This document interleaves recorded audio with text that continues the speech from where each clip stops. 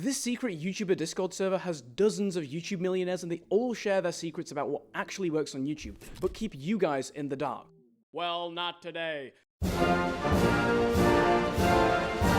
Since I'm in two of these groups due to having several large YouTube channels like this one that I've grown over the last 5 years, I'm going to reveal what niches these YouTube experts think is a good idea today, what up-to-date algorithm growth and monetization hacks these YouTube millionaires know that you don't, and how you can get into one of these private servers.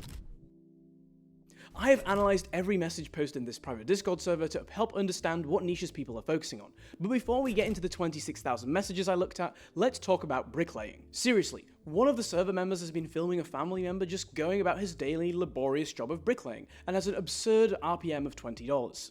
I bring this up because for your YouTube channel to succeed, it does not have to be revolutionary, it just needs to be real.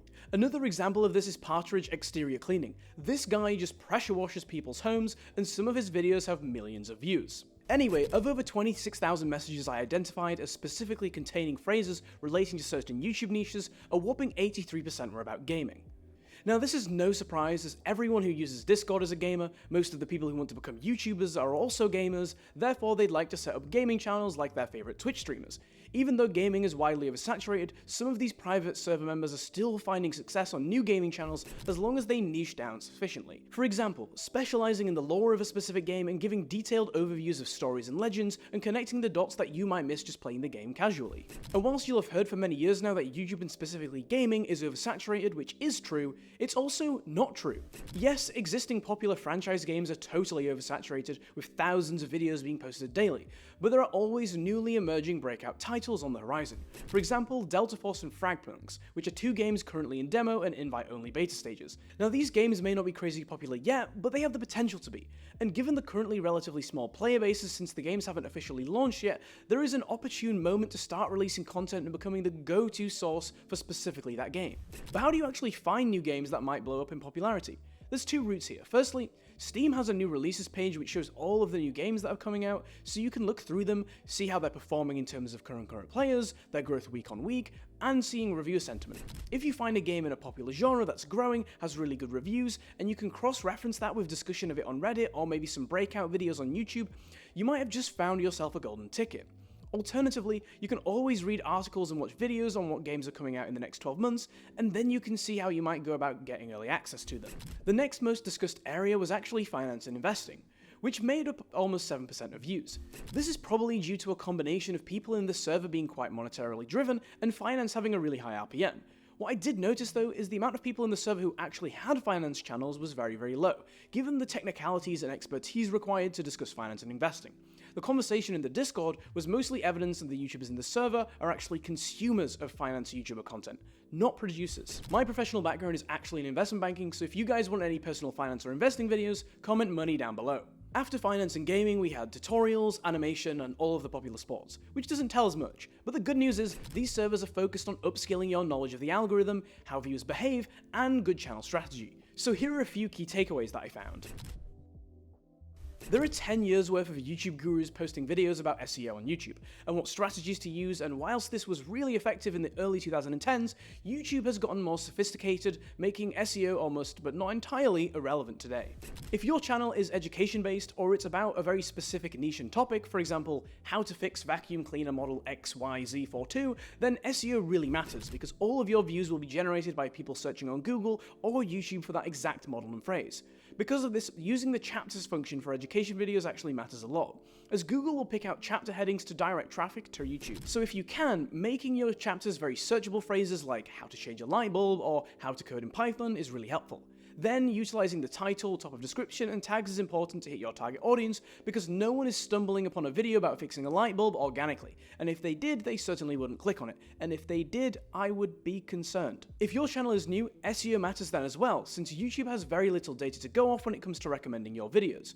So for the first 4 or 5 videos, it could be helpful to throw in some keywords relating to your niche. In virtually every other instance, SEO no longer matters, and it's really important to understand why and what to do instead.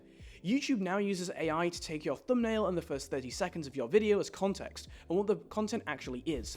It can do this to a really high degree of accuracy, so the algorithm no longer relies on traditional SEO for categorizing and recommending your videos to people. What the algorithm wants to see is a clear indication of content in the thumbnail and video opening, and a really high click-through rate, which means how attention-grabbing your title is what matters, not the exact word or phrase that you use.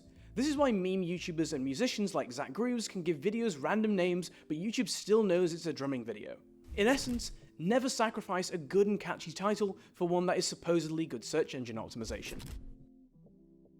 More ads is always better. For years, I, like many others, have been placing ads strategically at points in the video that will not disrupt the flow, and I've been minimizing the number of them to not ruin the viewer experience, and to help keep average view duration high. But it turns out YouTube's main criteria for showing ads in a video is not how many you put on the timeline, it's how many YouTube determines that each individual viewer can tolerate before leaving that video on the YouTube platform. This means that if you put 3 ads on the timeline, YouTube will pick between 0 and 3 ads to show the viewer. But if instead you say put 8 ads on the timeline, YouTube will now decide between 0 and 8 for what works best for the viewer. This is huge, because it means each of your viewers can generate significantly different revenue per view, and your overall RPM will go up if you put loads of ads on your timeline. However, do not abuse this. YouTube's algorithm is not perfect. Especially for channels it has less data on, so if you spam ads every few seconds on the timeline on a relatively new channel, YouTube might not filter through this properly and show too many ads, annoying some viewers. I've been making YouTube videos for 6 years now, and I only discovered this earlier this year. You can turn on and off certain types of advertising in AdSense. This feature exists in case your viewers or yourself are sensitive to certain themes, for example gaming, religion, or alcohol. So make sure you check your AdSense settings, as sometimes certain types of ads are deselected by default, and each of the different product categories actually drives a different RPM, so you might be missing out on a few extra bucks. Not all video lengths are treated equally. YouTube's primary concern of viewer behavior can always be translated into how many ads does the person watch before leaving YouTube. Ads on YouTube are heavily skewed into the first few minutes of the video, which means most of the revenue YouTube makes is also from the first few minutes. What this translates to into percentage terms is that shorter videos need a higher percentage of watch time than longer videos to generate the same amount of money. From the analysis of all the YouTubers in the Discord, and many more outside of it, that curve looks a little bit like this. Your challenge as a creator is to determine at what video length do you think it's easiest in your niche and with your specific audience to hit one of those percentages. Once you have figured that out, that's the main video length you should use for your channel. And if you're thinking, but surely if I make longer videos, people will watch more ads, and I'll have a higher RPM, and I'll make more money. Well, yes and no. Your RPM might be higher, but if your average view duration is significantly lower, your video won't get as many views, which will ultimately override any RPM benefit of having a longer video. But how do you actually get invited into these private YouTube Discord servers? Well, there are 3 options here. 1, you find a publicly known Discord group and apply to join, where the criteria is usually having a monetized channel of a certain size.